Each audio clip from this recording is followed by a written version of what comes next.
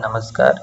UP junior added में overlapping के regarding बात करेंगे। रूल्स एंड ऑथेंटिसिटी ऑथेंटिसिटी के साथ वो आपको बताएंगे कि ओवरलैपिंग किन किन कंडीशंस में हो सकती है, किन किन कंडीशंस में नहीं हो सकती है।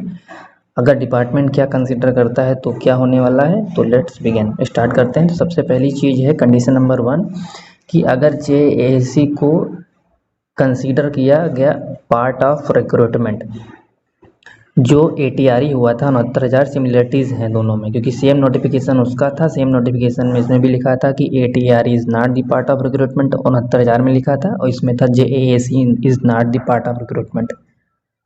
तो दोनों की कंडीशन सेम है। तो सेम 69,000 में single bench Lucknow high court, Allahabad high court की लखनऊ बेंच ने, सिंगल बेंच ने कहा था कि ये पार्ट ऑफ रिक्रूटमेंट है, क्योंकि इसके नंबर इंक्लूड हो रहे हैं। तो अगर ये पार्ट ऑफ रिक्रूटमेंट है तो आप डबल जो 97 के बिलो मार्क्स हैं जिनके, क्योंकि यूआर के लिए 97 मार्क्स था क्वालिफाइंग, इसमें 97 से जो बिलो हैं वो यूआर की कंडीशंस को फुलफिल नहीं कर रहे हैं, उनको यूआर में ओवरलैप नहीं कराया जाएगा। ये कंडीशन नंबर 1 बनी।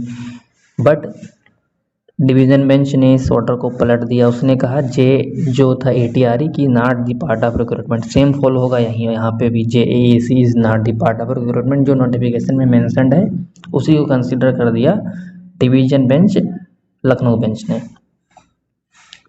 तो उसमें उसके हिसाब से अगर चलेंगे तो 97 से भी अगर नीचा होगा, कंडीशन नंबर 2 में अगर 97 से भी नीचा होगा, तो 97 से नीचा अगर होगा देन उसको क्या किया जाएगा, ओवरलैप करा दिया जाएगा, अगर वो मेरिट में है यूआर में। ये कंडीशन असिस्टेंट टीचर में तो नहीं फंसेगी, बट कंडीशन ये 101% फंसेगी हेडमास्टर में, क्योंकि वहाँ पे बहुत कम कट ऑफ जाने वाली है। यहाँ पे ज़्यादा कट ऑफ जाएगी तो इस पर इस चीज़ का इफेक्ट ही नहीं पड़ेगा, वो पहले लोग एलिमिनेट हो जाएंगे इस टाइप के लोग।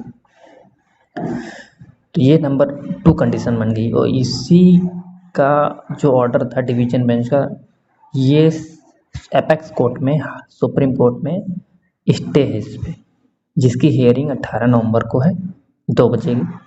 तो इस पे स्टेड है, वो क्या जजमेंट देते हैं और डिपार्टमेंट ने क्या लीगल रेमेडी से इसको क्या उन्होंने कंसीडर किया हुआ है, किस पे वो लोग सुप्रीम कोर्ट में भी अपना किन चीज़ों को मान के चलेंगे, तो उस हिसाब से इन लोगों ने अपना मान के रखा होगा इसमें क्या कंसीडर करना है, नहीं कंसीडर करना है। तो ये प्रॉब्लम हेडमास्टर में आने वाली है।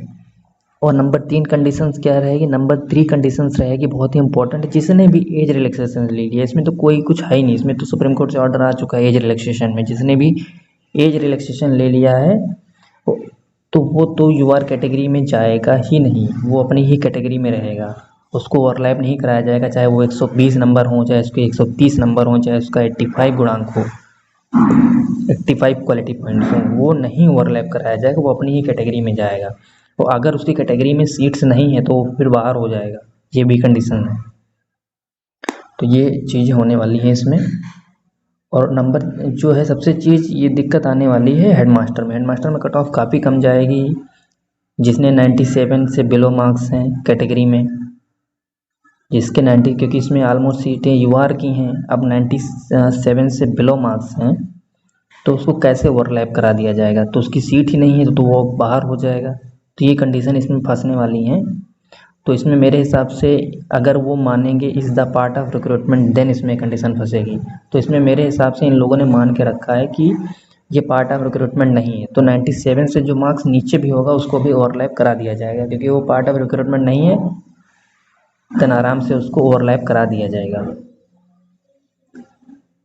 तो ये कंडीशंस हेडमास्टर में फंसेंगी। तो हेडमास्टर में इन लोगों ने, मेरे हिसाब से इन लोगों ने यही माना है कि JAC is not the part of recruitment, जो नोटिफिकेशन में वही मान लिया है डिवीजन बेंच का ऑर्डर जो स्टेड है सुप्रीम कोर्ट में।